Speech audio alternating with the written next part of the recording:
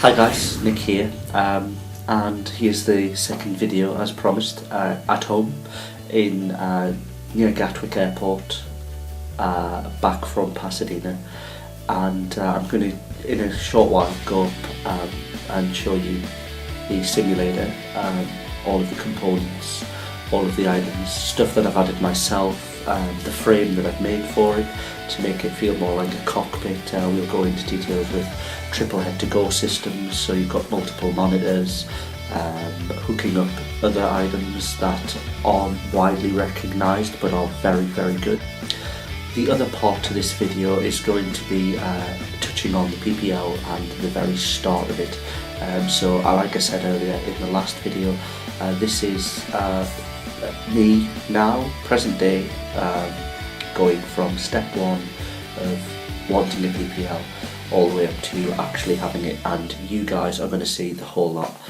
So let's talk a little bit more about the PPL and where I'm at. Okay, so when I was thinking about PPL, I was thinking about ways to do it without being as expensive.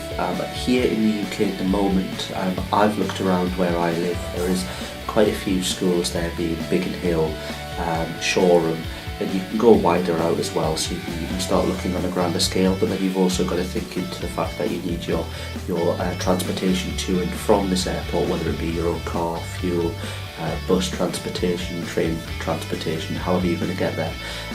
Plus then you've got the price of the tuition fees for the lessons, which as when I looked, and it could have changed, it may have went up, it could have went down, it was only about 3 months ago, it's working out about £205 for 1 hour segmented lesson. And on top of that, here in the UK you have your landing fees at a lot of schools.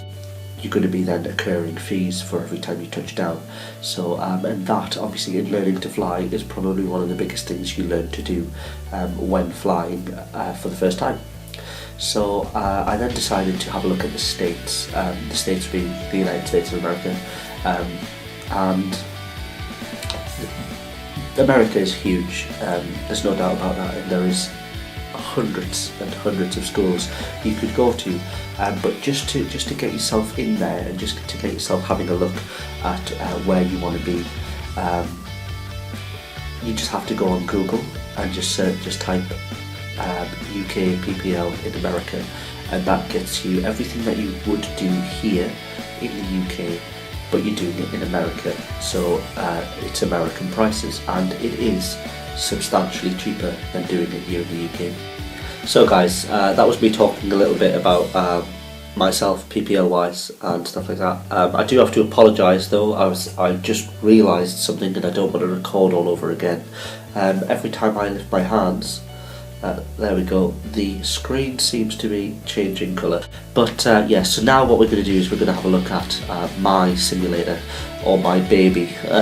This is something that I take great pride in. It may not look like a lot to all you guys out there that have buckets and buckets and buckets of money to just go and get yourself a 737 cockpit simulator.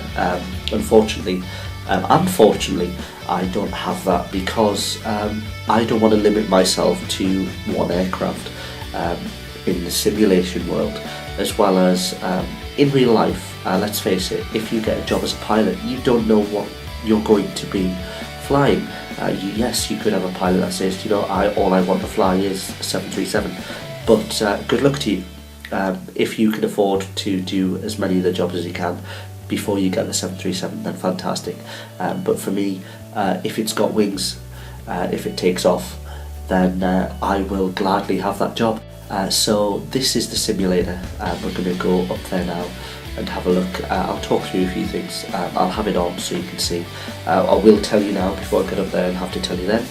There is one screen missing of the 3 screens, because that is still in the process of getting itself here from America, but other than that, you can see what it's going to look like with this 3 screens. I'll show you things that I've done just to make it work, and I will talk you through anything more.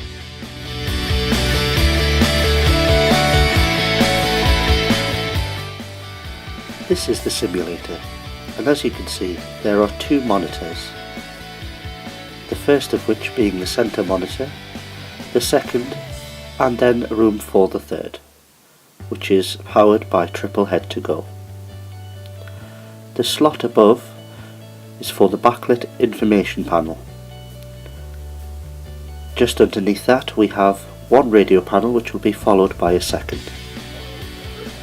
Here is the landing gear, engine start and other avionics switches. Underneath are some custom made switches I installed myself. This is the autopilot module. Here is a Dell 19-inch monitor and the yoke for flying. Here we have the Precision Flight Controls throttle with flaps up and flaps down, your main engine levers for thrust, reverse thrust engage and disengage. Throttles can be used separately or together. And here we have the spoilers arm and spoilers down lever. On the left of the console we have the rudder knob for left and right rudder trim, and underneath that we have the landing gear up and landing gear down switches. Like I said in the last video, if you have any questions whatsoever, just email me, just put a comment below, just ask. I will do my best. There is people I know that are pilots, captains, first officers, people that are training at ATPL stage, at CPL stage, so just ask me and I promise you I will get you, I will at least get you an answer. It may not be the answer you're looking for, but I will at least get you something that you can work with. So let's go and take a look now.